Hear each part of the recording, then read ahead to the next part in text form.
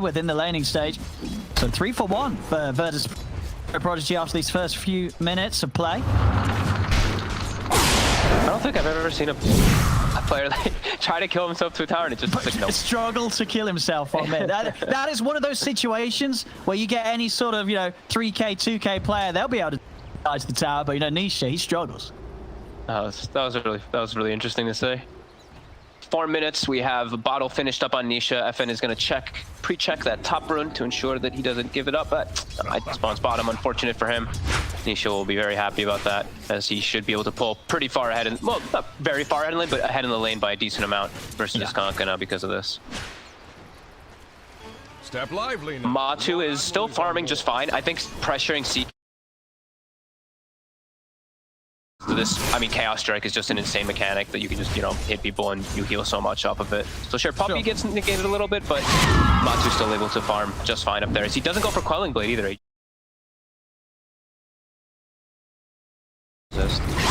In mid lane, Yapso's come in, he's been able to block FN off with the finisher, but it is behind the tower. Nisha tries to step forward, takes a tower hit and a Tidebringer, so some big damage traded back, and now with the TP in from Ina, maybe they can keep FN safe. They'll be able to. Tan going up, is out of regen, so we'll have to get something else sent out for him, or of course, as you say, can use the X mark to go for a quick refuel back to base. Pretty ideal though, like for that pressure play that Secret does. They know that the regen rune, well, they know that the rune is bottom, well, and there's a regen, so they just play super aggressive. Nisha's able to use that regen now at maximum efficiency and send the Kunkka back to base. As now bounty runes. Looks like Secret will be able to get the majority of them there. Puppy able to get in and pick up VP.Prodigy's Radiant top room as he's able to keep himself ahead of save. And yeah, this top lane, let's talk about the CK a bit more, because it is a hero that I think even Kyle said the other day he wasn't a fan of, but watching this analysis during this panel, he did like it here in this situation. Do you sort of like the CK here, but again, you wouldn't really rate it as a very strong carry in a lot of other drafts? So versus the Void, he always provides you like extra control. That's really nice. He also just, I feel like he just shreds these two supports. That's the one nice thing. There is some control for his illusions, which are a little annoying. That's probably one of the things that I feel like CKs don't like to play against, is like AoE stuns, Centaur, Kunkka, and stuff like that. But it doesn't look, it looks like it could have some success for sure versus Void. FN? Yeah, there was an attempt on him, but he was able to play defensively with the Kunkka's run, so he had, he's got that extra protection. He's going to actually sort of make sure he's kept back, but it's not going to matter. Sonic Wave from Nisha comes into play. He's hit the 6, and the ult will take FN down. That's, that was a godly Fissure block, really. Kept him there the entire time. He looks pretty healthy, but gets brought down anyway. Bottom now. Wait, is that a Xayah solo kill? Yeah, he's able to take down Ina. Yeah, he's got the Maleficent too and just runs him down with the Eidolons, and oh god, Ina can get out already. He's at book, and he's almost level 7, and now Epic Kid is probably feeling really awkward down bottom, because he actually can't stay laning versus an Enigma, and there's a rotation already coming from Nisha to try to even put more pressure onto him. Your Void is going to have a pretty tough place to recover now. Don't really know where he's going to want to go. No, for sure, playing into the Eidolons and the Necro book. Is this just sort of becoming the off-lane way to play then? Sort of pick a hero that you're going to be able to farm in the matchup, get Necro book as soon as you can, and then sort of, stonks. You're going to be able to farm, you're going to be able to push towers, everything comes online very quickly for you. It is starting to seem like it. Like, Sage's Mask is just such a good item. Same thing with that book rush if you're able to get it. Meanwhile, top. They're able to block TM off. And there's very little hope of him getting out there as the 3 heroes will take him down. This game 2, Secret's starting to get the lead a little quicker than they did in game 1 even. As just 7.5 minutes in, we're at a 3K advantage.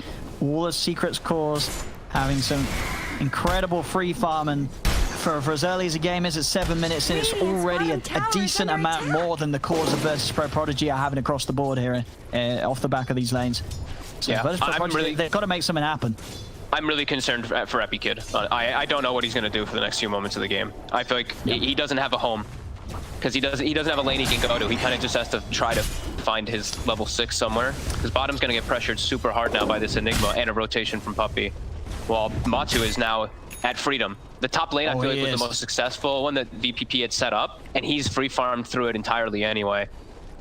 Yeah, and we've seen what happens when Matu gets space. He's going to be able to start shooting ahead at the top of that net worth.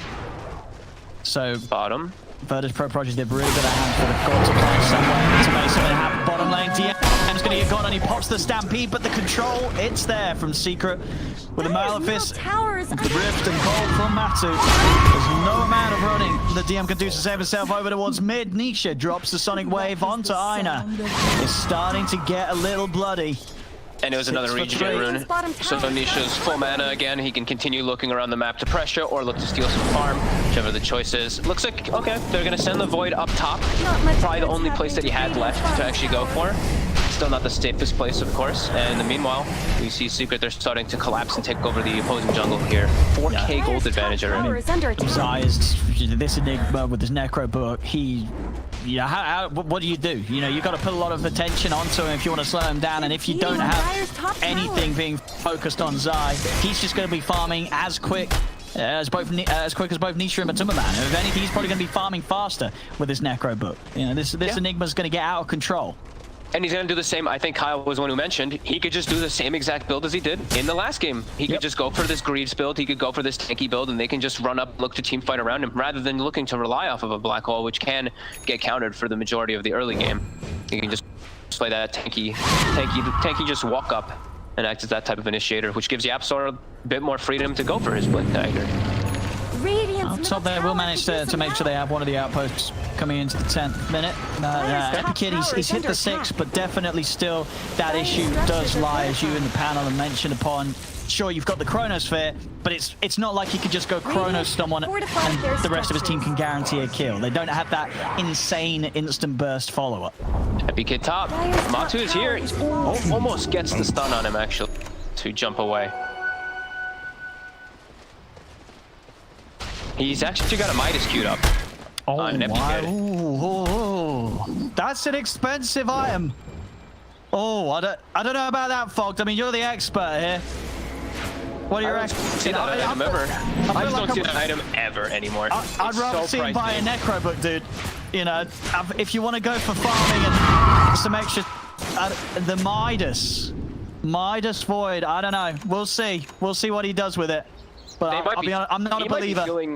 Honestly, he might be feeling a little bit pressured already, because he's like, I'm not getting farm. I'm kind of like solo carry. I'm not sure. He's probably just a little scared as bottom.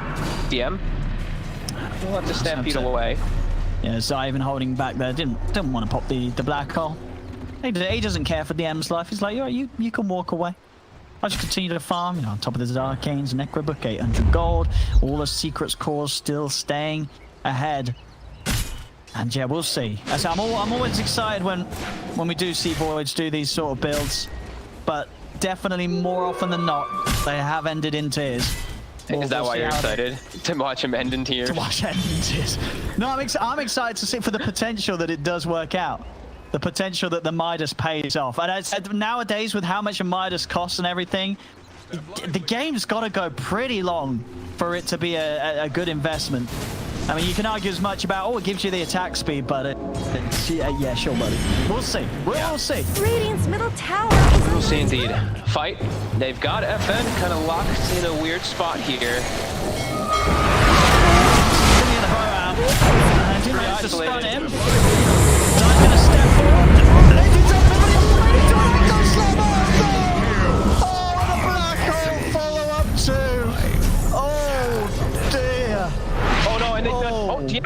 Yep, so actually off the mark a little bit with that enchanted totem, but don't time walk into that, Mr. Epileptic Kid. He almost had a godly chrono though. It was almost like a 3 or 4 man chrono. Yeah, to protect his Kunkka, but still. You know, I could have almost won a TI, you know, if he could sort of stretch some boundaries there. Yeah. Oh no. Yeah, Secret's just starting to really run away with things. It's a 5-game series. We can't have a 2-0. We can't have a 2-0 here. It's not possible. It's not actually possible, so don't worry. Do not worry. I mean, yeah, that's very true. But this one's going to be painful so far, though. Yeah. Matuna, I look at this like that was their time to get something in, and they literally just find the perfect target. They find FN in the river, and he gets fissure trapped, and they can't actually like do anything to protect him. Oof. Now Secret's gonna back up, and they're just gonna farm, right? They're just like, okay, we spent our cooldowns.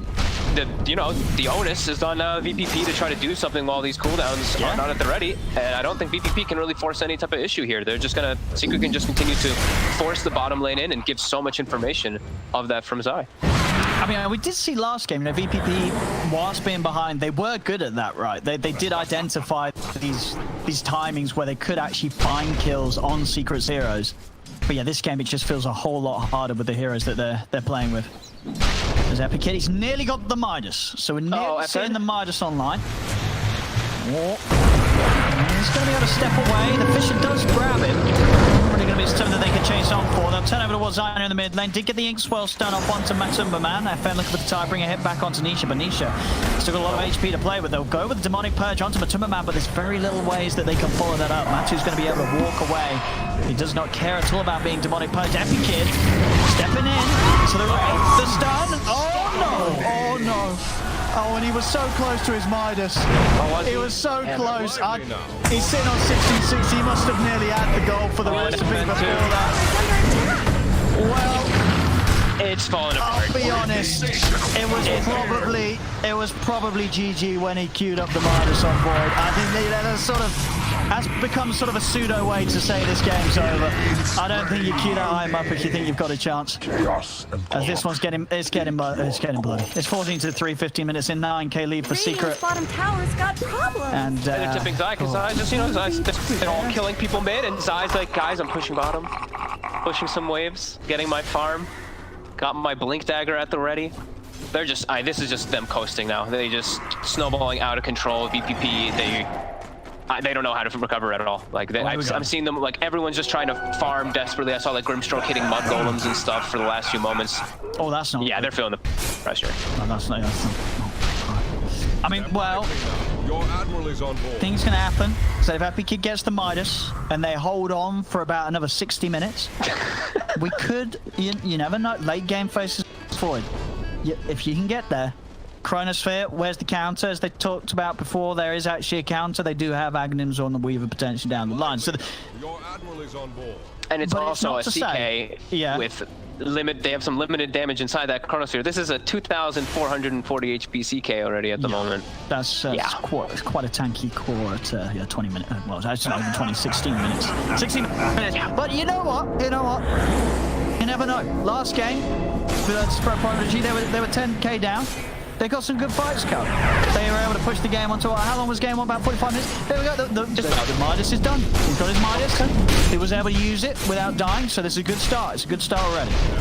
They do have DM also with like a Blink Dagger, but when I look at like the way that their damage comes out, like if let's say he blink stuns, and like what's their follow-up gonna be? Their follow-up really has to be the Kunkka and the boat and everything, and they need to have like everybody throw everything, and I don't feel like it's that much versus what Secret's acquired already, right? Like let's say the CK gets caught by it, he's probably just fine if he gets hit by all their spells. If they catch the Quap, a little bit of a different story, but it's just a little bit of limited damage now in comparison, because Secret's just crushed this early game now. CP's coming on the bottom. They're hunting for DM. DM. He has got the blink done. He'll go a little deep. But the bugs, they are going to find him in the trees. Have they got any TP cancel? They do. Nisha's got his Yules.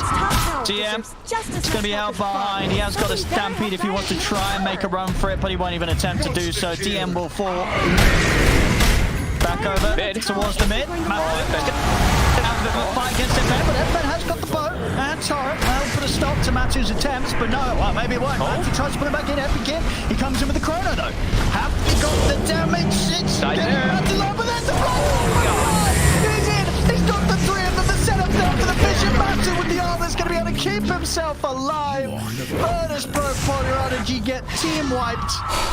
And I think they might be ready. I think they're pretty ready to call it. Yeah, they called it. Yeah, I mean, I think he only uses Midas once this game as well. I mean, but it's in a 5-game series. Sometimes games like this happen against Secret. It's against Secret, right?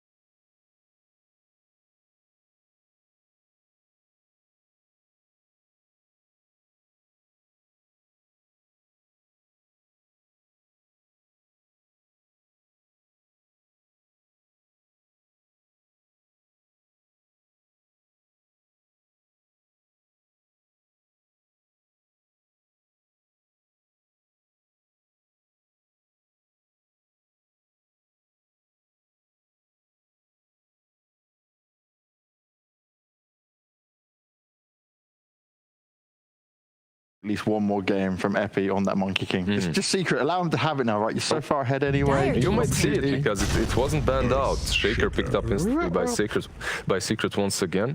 Chen is still in the pool, by the way. Pretty solid for both of these teams.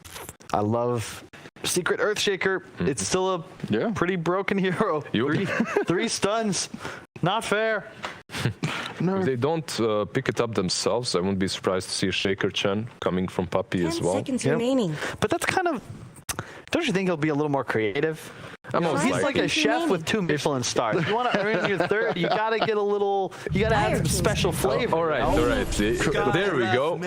Skyrat Clock. It's not your Skyrat axe, but this is just as good. Yes. And this, one problem that I honestly, instantly am going to say is Clockwork will be your offlane here. Yes. Position 4 is always played as Skyrat on save, and now you're playing a Clock offlane.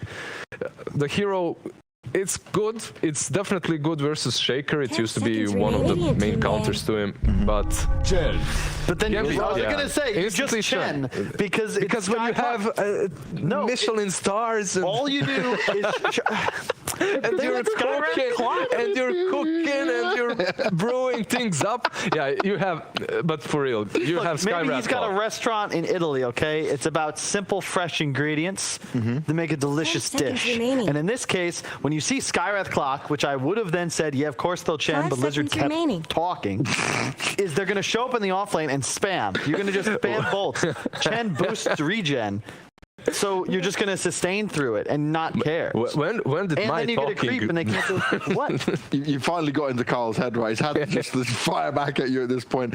My question is, though, why did VPP not pick into the Chen when they're not maybe confident with? Because we've seen it picked constantly. I'm surprised. Actually, I'm not sure they play quite a lot of Chen.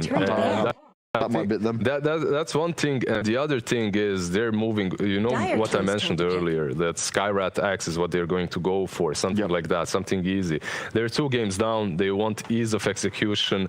They want to go back to their full comfort zone. That's what they did, and they got heavily countered by this Chen. They're going to get PL'd or CK'd or Nagad.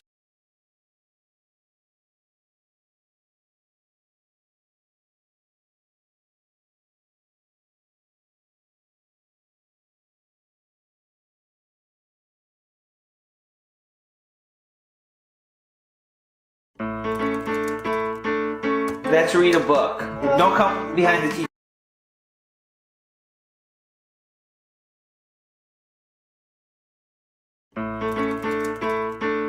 Let's read a book. Don't come behind the teacher.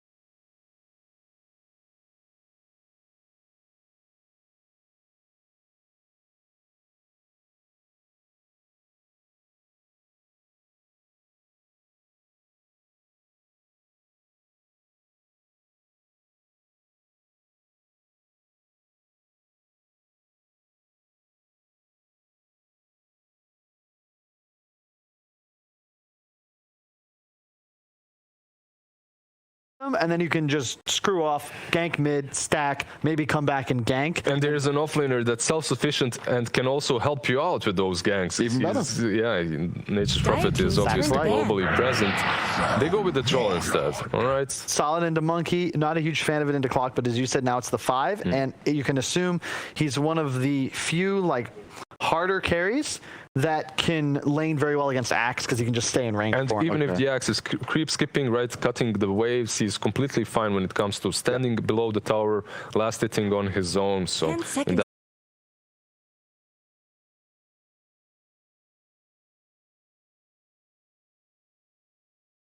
pick up here. In fact, I think it might just be their choice because I love it's something Puppies utilized going back all the way to like TI2, TI3. You have Furion. You want to have some sort of long disable setup time. Lion, Bane, Kunkka, because it makes it very just easy to coordinate. Hey, we're going to kill this guy mid. Okay, got the X. And then you can follow up after a few minutes. And then the seconds. Furian's there, TP comes in, suddenly there's 3 or 4 heroes on top of you, and just a moment ago you were alone against this Kunkka in lane. Does this look like VP.Prodigy might go with the Necro as well 10 here? seconds remaining. Or, Possible. yeah, they just ban out the Pugna. 5 seconds remaining. Yeah, Secret still Pretty solid tons versus of the options. Troll, right? If they go for it. For Troll, what you want to be playing around is you drop to low HP, you pop that ulti, you heal back up. Radiant Necro team's kinda turn doesn't pick. allow you to do that.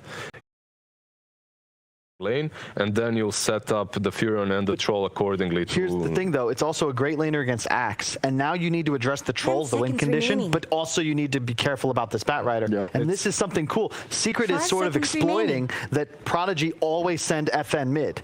So whatever hero FN picks, if that's Monkey King, you just put the Bat there. If it's not Monkey King, well, we'll put the Bat against them top. It's Epi Kids. It's something we mentioned few series before. I think you were on the panel as well. If you don't have the last pick, you can pick a hero such as Batrider or Razor, something that forces the enemy hand. They need to address that hero, and they can't suddenly just think about their win condition, but they need to find a way to address you in the laning stage as well. They're going to double up on their solution. And Batrider, it's similar in a way to how you would set up kills with, say, a Kunkka. You have this catch ability. You're on top of someone. Hey, I can last them if needed. Furion TP's in, or just casts ult. Boom, you have the damage necessary to find that kill. And because you have a troll, your late game, your Roche hitter, your building damage is all covered. So you can just play this now as these 4 space makers, battlers, that can find kills, take towers, and make it an easy game for Matumba Man to just chill, hit those creeps, collect that gold. We played poker the other day. He won that too. No something surprise. that's strong mid if the Batrider is there, but it's so easy for Secret to switch up their lanes. I still heavily believe that. All right, they go with the Choose your Void hero. Spirit. That sigh says a lot here, Liz. I'm sorry. I'm trying to find the bright spot. I'm trying to. So let's start with Liz. You What want you my think uniform? about it? Liz, try and give us some positives here for VPP. They have ease of execution when it comes to the Clockwork and Skyrat, right? So they should be able to find a couple of kills here and there, even though there's Sprout to get off cogs, position 5 clock, and there's Chen, Hand of God, to heal up those targets. Clutching at straws, let's face it, saying everything here. They are in their comfort zone. That's something that you have to give to them. They have been. VP.Prodigy is currently Batman in Bane's prison without the benefit of plot armor, okay? They are in deep trouble. Deep trouble. 10 They're going to seconds need remaining. to absolutely just dumpster this troll and 5 ensure seconds that they're remaining. lane against Bat. And I don't know who will lane against Bat because none of these cores really like to. This is tough. This is real tough. But I believe they can do it. VP.Prodigy have a chance here. Secret is going to take this 100%.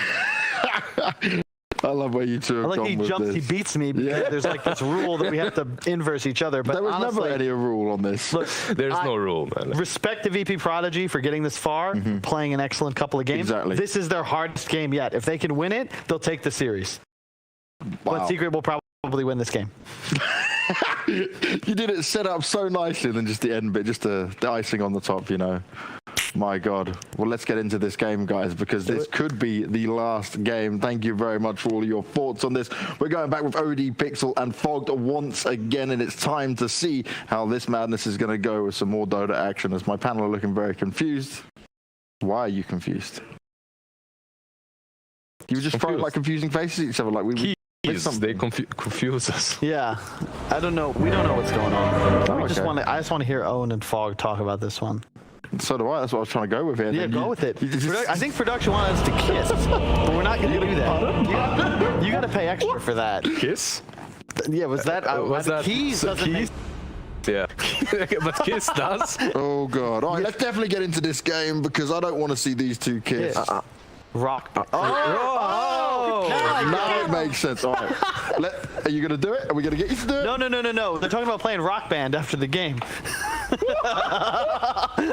right, let's just get into the game. I can't handle this anymore. It's time for potentially the last game of the grand finals. OD, Pixel, Fogs, just do whatever you got to do, guys, because you're just amazing at your job, and we've lost the plot at this point. Thank you very much, Bags. But hey, no, we love you guys the most when you guys lose the plot. Very entertaining. Yeah, keep it up. Keep it up. Yeah, I'm just, it sucks that I cannot see what you guys are talking about at the moment. I wish I could. I'm going to have to watch it later. Sounds like you guys are having a lot of fun. And folks, we're going to have a lot of fun here, right? Right? You know, this isn't going to be a 17-minute GG. Surely. It's going to be longer. Whatever happens, right? There's going to be battling. Yeah. That's for 30 sure. seconds to battle. But let's talk about some of the positives of VPP's lineup, because they've got some of the heroes that they have had some fantastic games with in previous series this tournament, right?